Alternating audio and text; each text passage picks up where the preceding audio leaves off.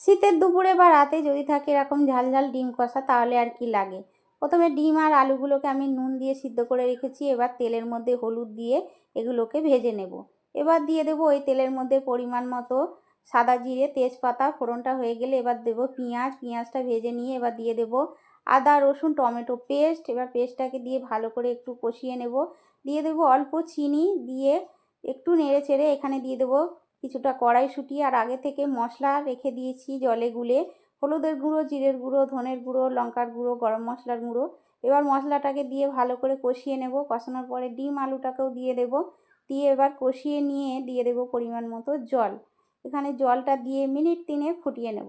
ফোটানোর পরে এবার সব শেষে দিয়ে দেব পরিমাণ মতো ধনেপাতা কুচোনো। এখন শীতের ফ্রেশ ধনেপাতা রান্নায় না দিলে রান্না ইনকমপ্লিট।